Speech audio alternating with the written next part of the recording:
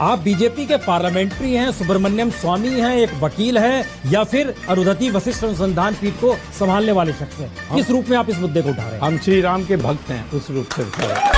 भारत का बच्चा बच्चा जय जय श्री राम बोलेगा। छोड़िए, मुझे ये बताइए कि सर हिंदू राष्ट्रवादी क्या होता है? हिंदू नेशनलिस्ट मतलब आप बोलिए कि मैं नेशनलिस्ट हूं, मैं पेट्रियट हूं, मैं इंडियन नेशनलिस्ट हूं, ये कहने की जरूरत पड़ी है मोदी को कि मैं एक हिंदू नेशनलिस्ट हूं। देखिए, पहले आप सवाल देखिए क्या पूछा गया कि आप हिंदू नेशनलिस्ट हैं, तो उन्होंने कहा कि यदि आपका कहने का अर्थ है कि मैं हिंदू हूं और नेशनलिस्ट हूं, हाँ मैं हिंदू नेशनलिस्ट हूं, ठीक है। तो आप उनको, मोदी जी को पता होना चाहिए कि आप लोग दुष्ट हैं।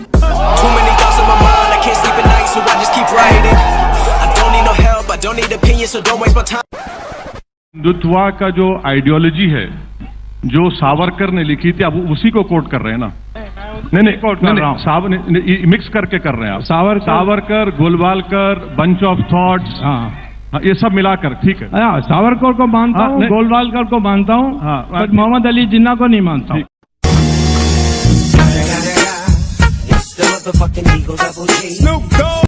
तो देखिए, आपको एलटीटी से खतरा है, अल कायदा से खतरा है, और कांग्रेस का खतरा भी आपने मोल ले लिया है। हाँ, क्या जरूरत है इतने खतरे नहीं, परंतु उन सब के लिए मैं सबसे बड़ा खतरा हूं, इसीलिए वो कुछ नहीं कर पा रहे हैं। और स्वामी, बड़े बड़े पॉलिटिकल लीडर, पावरफुल लोग, इंडस्ट्रियलिस्ट, सब आपके नाम से डरते हैं। लोग कहते हैं कि स्वामी के ना आगे आना चाहिए ना स्वामी के पीछे। मिसगाइडेड मिसाइल है, कब किस पर चल जाए पता नहीं। तो क्यों इतना डरा के रखते हैं आप लोगों को? मैं उनको डरा सकता हूं क्योंकि उनका पोल खोल सकता हूं, वो मुझे नहीं डरा सकते क्योंकि मेरा कोई पोल खोलने के लिए कुछ है नहीं।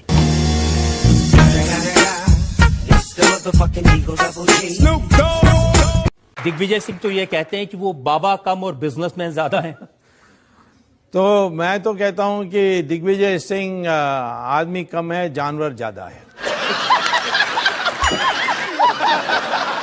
मजा आया के चेहरे को देखकर नहीं लगता निराशा है? क्योंकि लोग तो ये पूछना चाहते हैं कि 75 साल की उम्र में भी इतने जवान दिखते हैं, चेहरे पर लाली है, इसका राज क्या है?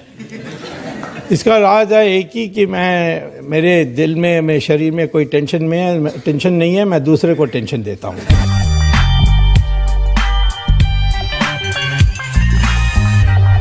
कभी किसी ने आपको खरीदने की कोशिश की? अभी तक तो किसी ने ट्राई नहीं की। कई लोग समझते हैं कि हम इतने दुष्ट हैं कि पैसा लेकर दोबारा उसी पैसा को उपयोग करके उनके पीछे पड़ेंगे और तेजी से।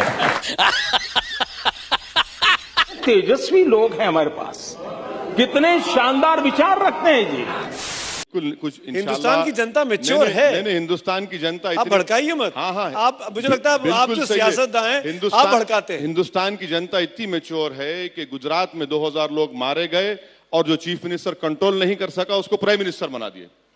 इतनी मैच्योर है हिंदुस्तान की जनता। हिंदुस्तान की जनता, सुनिए मुझे मुकम्मल, हिंदुस्तान की जनता इतनी मैच्योर है कि दिल्ली की सड़कों पर 2000 सिखों को मारा गया और प्राइम मिनिस्टर बना दिया आपने। ये मैच्योरिटी है। मैं आप उसमें मत जाइए, बड़ी सब्जेक्टिव चीज है वो। नहीं, नादिर शाह ने इस देश में, दिल्ली में कत्लेआम किया था। हम ये नहीं कहते कि वो वैसी उसका वारिस है।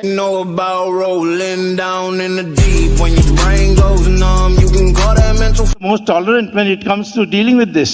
47,000 premier temples were demolished during the Muslim period, and you have not a word to say. Would you condemn that? We condemn everything. I'm asking you. Condemn everything is not an answer. What? At least you stop doing it. Where have I done anything? There's not a single criminal case against me. So you go and kill them. You try and put a case against me and I'll teach you a lesson.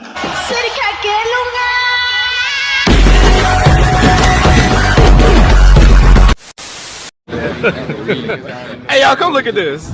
का बयान मैंने देखा कि पाकिस्तान के 4 टुकड़े कर देने चाहिए। हाँ, मैं समझता हूं कि बदला कभी लेना है। पाकिस्तान का कुत्ता का पूंछ जैसा है, कभी सीधा नहीं होने वाला है। जैसे पारीकर ने बिल्कुल ठीक कहा, हमें दर्द दोगे तो हम भी तुम्हें दर्द देंगे, तभी तुम समझोगे। तो एक बार हमने 2 टुकड़ा किया, इस बार 4 टुकड़ा, अगले बार 8 टुकड़ा, और आखिर में पाकिस्तान कहीं दिखाने के नहीं होगा। ये तो सुन के आश्चर्य नहीं होता, क्योंकि ये तो देखिए जो ऑडियंस है वो भी जानती है, जो आपके ट्विटर के सपोर्टर वो भी जानते हैं कि आप कांग्रेस और गांधी परिवार के पीछे तो पड़े हुए हैं। आपको हर चीज में, रात को सपने में भी आपको सोनिया गांधी और राहुल गांधी नजर आते हैं।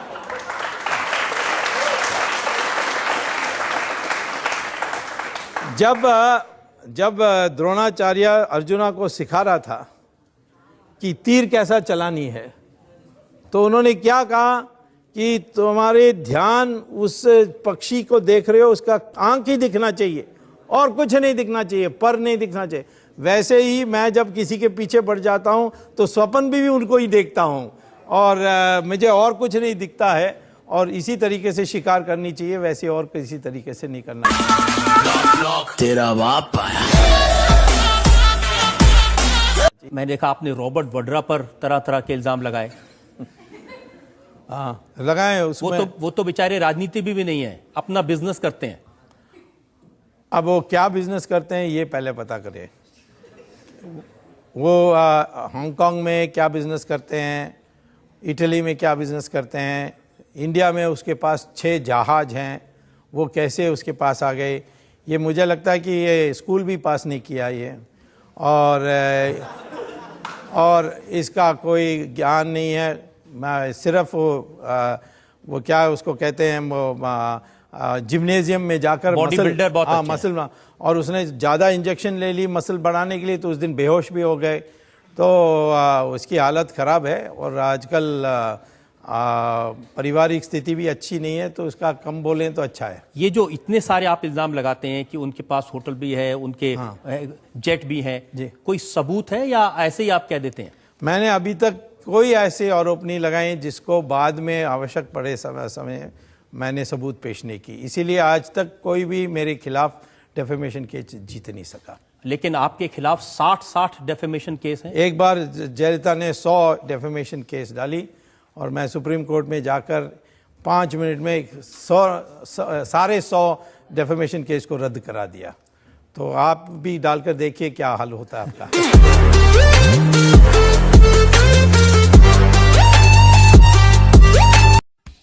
तो आज के लिए बस इतना ही। उम्मीद है कि ये वाली वीडियो आपको पसंद आई। वीडियो पसंद आई तो लाइक करिए, शेयर करिए और चैनल को सब्सक्राइब करके बेल आइकन ऑल पे सेट करना बिल्कुल मत भूलिएगा। हम मिलते हैं नेक्स्ट वीडियो में, तब तक के लिए जय श्री राम।